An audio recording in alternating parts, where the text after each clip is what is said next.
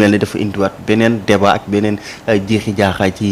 ci penc mi est-ce que Thierno am na sañ-sañu taxaw réclamer seen 900000 alors que nee nañu dañu bëgg a jëndal député yëpp photo. joxal Samba Samb. waaw mais man sur un côté man je suis d'accord avec lui ah. Thierno Alassane. waaw bugguma oto ah. waaw ñu jéem a xool nu ñuy def ak moom. jox koy 900000. comme loolu la bëgg. waaw dañ ne 900000 yi ñoom ñoo ko moom. waaw nañ ko jox 900000 mais est-ce que loolu dina mën a nekk nag loolu. waaw léegi ñu xool faisabilité bi. wax dëgg fa yàlla nag xam nga tey dañuy wax indemnité bi comment ça se passe. nan lañ ko décider est-ce que dañ ko décider ci concertation. waxtaan ak ñëpp. ne à la place des voitures on vous donne des indemnités. su fekkee ne dañ ko décider de par une concertation bu ñuy koy jënd oto nañ ko décider de par une concertation loolu laa gëm waxtaan ceeg ñoom bu fekkee ne noonu la demee ba ñuy décider indemnité dañ ko décider par concertation bu ñuy changer nañ ci concerté wu ñu waxtaanee ko ba trouver ci point d'accord man loolu bu fekkee ne loolu la man dama si ànd ak moom maintenant nag ci nan la ñu décider bay joxe indemnité ci nan lañ ko décider. kon nga jàpp ne El Malick moom cundug amul droit di décider ndax dafay. non loolu laa bëgg a xam dama bëgg a xam est-ce que tey am na prérogative pour tey moom mu décider ne damay jël indemnité yi ma jënd ci oto ma alloué wa leen ko. j'ai pas eu le temps de vérifier les textes su fekkee ne am na prérogative boobu il est dans son droit bu fekkee ne ba ñuy décider indemnité yi nag dañ ko waxtaanee tey il a raison de dire que moom bu ñu waree jël 900000 am war nañ ci waxtaan ak moom ça c'est pas un débat léegi nag bu si ça pose problème waaw nañ ko jox 900000 am ñu bëgg oto ñu jëndal leen ko c'est-à-dire que man daal xam naa laa jàpp dama jàpp ne te y a des choses tellement importantes dans ce pays là que bu ñu bàyyi mukk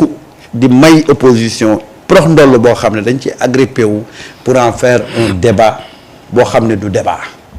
man loolu laa gëm su fekkee ne ba ñuy décider indemnité yi c'était en concertation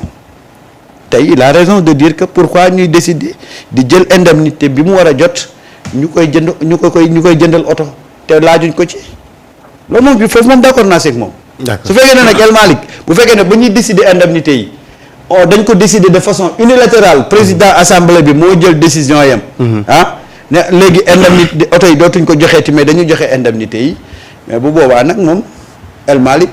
il a raison de faire ça waaye daal comme on a la possibilité de discuter on a un cadre de concertation lii ce n'est pas un problème et nous ne laissons pas certains opposants ñu def ko problème. micro bi tuuti. waaw ok. Alors. Le 20 août. 1960 le Sénégal amoon assemblée nationale. de 1960 ba 2022. masuñu jël xaalis bi dugal ko ci salaire u député yi n'est-ce pas. de façon unilatérale Macky Sall s'est levé un bon jour pour dire stop saa yi député yi dama leen jox seen déplacement damay jël 900000 dugal leen xaalis c'est l'argent du contribuable. Est-ce à cette époque-là Macky Sall et son Assemblée nationale avaient demandé aux Sénégalais que je vais prendre 900000 de l'argent du contribuable jox ko député yi pour seen déplacement il ne l'avait pas fait. Donc El Malick a raison. El Malick a tout à fait raison. Voilà. Ici c'est Thierno qui n'a pas raison dañu waxante dëgg. Thierno député dañu ne député bi bu ñëwee à l'Assemblée nationale dañ ko war a attribuer une voiture bu koy permettre mu déplacer wu un peu partout dans le pays et revenons dans la réflexion du député Thierno qui demande à ce que ñu consulter ko ndax dañoo war a retirer 900000 ci salaire am wala waruñ ko retirer la première chose mooy que ni 900000 bokkul ci salaire bi. comme moom dafa jël 900000 yi dugal ko ci salaire bi. Thierno dafa bëgg xaalis. Thierno a un problème d'argent.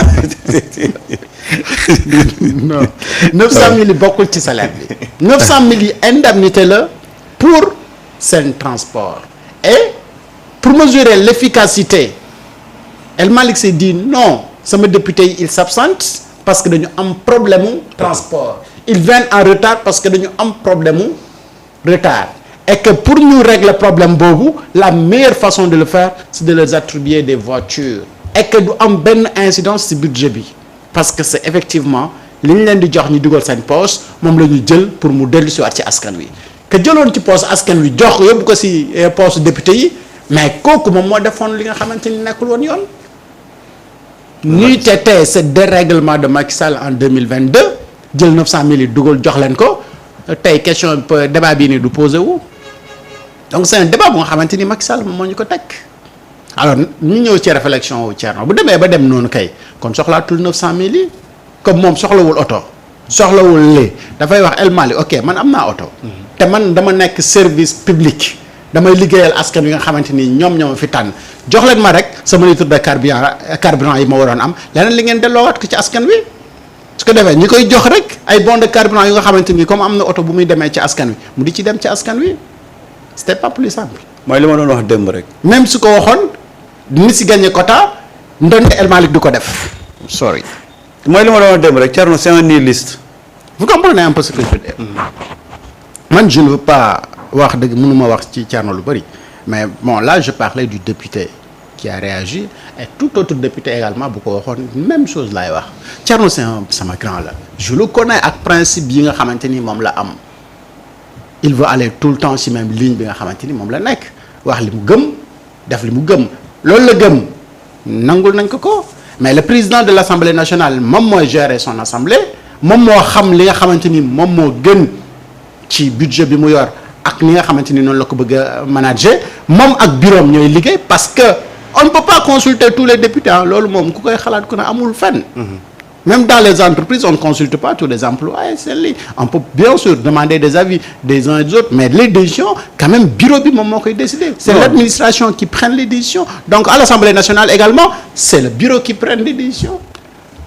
Non, dès l'instant que yow tu as dit que à l'époque Macky Sall avait décidé de façon unilatérale c'est-à-dire que aujourd'hui il faut rétablir l'orthodoxie à l'Assemblée nationale et ce que je disais hier quand on m'a biñ may wax c'est Thierno mooy incarner la République des valeurs ma ne la slogan la kese mais ça entre en porte-à-faux avec li nga xam ne moom mooy ay actes yi muy posé et puis débat bi mu bëgg a yëkkati nii mais ça il devait même pas dépasser ce niveau-là ça ne l'honore même pas mais li ma lay wax rek c'est-à-dire que un nihiliste di nga dem ba ne ko kaay dugg àjjana il faut mu gis ci problème c'est-à-dire que fan la njëkkee avant muy wax problème bi il parlait de emprunt yi état bi doon def dette yi mu dugal ba introduire benn lettre il s'est rendu compte que ça ne va pas prospérer il revient encore pour évoquer un autre problème il est dans les détails et moi je veux cette affaire de assemblée de véhicules là qu'on l'évacue une bonne fois pour toutes nit ñi avancer nekk ci leneen mais li mu wax démb man quand je l'ai entendu démb muy wax sur yeneen sujets yi mais je me suis dit que kii finalement lan moo positif ci moom tout au long de l'émission amul lenn loo xam ne wax na ko lu positif ci li am Sénégal et une opposition nihiliste mais nan nga mën a nekkeek moom waxuma la nag nga ne da ngay dialoguer pour teg des actes yu jëm ci Sénégal buy dox il voit le mal partout c'est-à-dire que ñoom dafa mel ni dañ ne leen pour exister il faut toujours entrer en porte-à-faux avec li régime bi di def finalement da ngay dem ba yow tu ne penses plus à la population mais yow sa bopp rek ngay xalaat quoi te nan ngay xalaatee sa bopp est-ce que ni ngay xalaatee sa bopp déjà lu baax la sax ci yow c'est-à-dire que moo tax mën na la ñun opposition bi ñu am malheureusement on ne peut pas bâtir aujourd'hui benn tribune de dialogue avec cette opposition là mënul nekk parce que ñoo xam ne dañu jóg délibérément pour tirer à tout bout de champ ils voient le mal partout nee naa la tey boo ñëwoon ne leen Sénégal dañ yàlla da koy may benn géeji jama te géeji jama boobu Sonko la koy dénk ñu ne la non bëgguñ. non mais bon. C'est-à-dire que il faut ñu dépasser ce débat de personnes là et puis ñu dem vers l'intérêt du Sénégal quoi, l'intérêt général. Je me disais que jamais une telle déclaration wala une telle position il ne l'aurait pas parce que c'est surprenant ci lu nga xamante ni dafa injuste ñu fekk ko fi ñu ne dañuy rétablir li nga xamante ni moom moo normal nga ne non. du ci dal bala ñu laa jox li ñu lay jox illégalement bala ñu ko jël faaw ñu tàggu la mais ku ko fa dugal illégalement nag moom ko fay jël dafa tàggul woon askan wi nga xamante ni moom lay jël xaalisam di leen ko jox illégalement alors que ce budget là était destiné pour que député yi am ay oto et mieux xam nga El Malick lu mu wax ci oto yi mooy c'est des voitures qu'on va acheter pour le gouvernement du Sénégal pour au nom de l'Assemblée nationale et qu'on va affecter à des députés pour seen liggéey mais pas pour seen moomeel mais ku yaxanal réew mi lii ñuy jël di ko jënd pour ñu di ko utiliser ñun ñëpp ak li nga xamante ni dañ ko yëkkati di ko jox samp mu di ko dugal poosam ngir intérêt boppam mais ban moo ci gën ci réew mi bu fekkee ku bëgg réew mi la day xam ne jënd pour réew mi yëpp moo gën xam na ko de xam na ko. waaw mais bu fekkee ni yow tu te dis que ni li la soxal mooy dëkk bi avancé c'est pourquoi tu nous as parlé avant-hier dette mais man dama doon xaar mu ne non même jaru ko il faut recenser les députés qui n'ont pas besoin de voiture ñu dindi leen mais duñ leen jox 900 000 également juste carburant bi lañ leen di jox. les députés yi nga xam ne dañu am nécessité wu war a am oto mais ñu jox leen ko et ku waxal dëgg rek xam ne les députés yi nekk ci assemblée bi nii majorité bi dañu soxla ay oto amuñu ay oto. d'accord majorité bi et que la démocratie loolu la Thierno 1% la am wala 0 virgule pourtant mu ngi participer ci débat public bi kanaa mënoon nañ ko wax ne ko yow waroo bokk ci ñuy participer ci débat bi parce que am na parti yu nga xamante ni mosuñoo dem élection mais ñu ngi participer ba léegi ci débat public bi est-ce que nit ñi dañ leen waxu amoo vous n'avez pas le droit c'est ça mooy charme démocratie également. ndax démocratie tamit waaye ñu ko indil sonal nañu tuuti waay. am na solo. ñun ñoo complexe suñu complexe rek ñu bëgg a xëcc démocratie boo xam ne méngoowul ak suñuy jikko il faut créer une démocratie à la sénégalaise.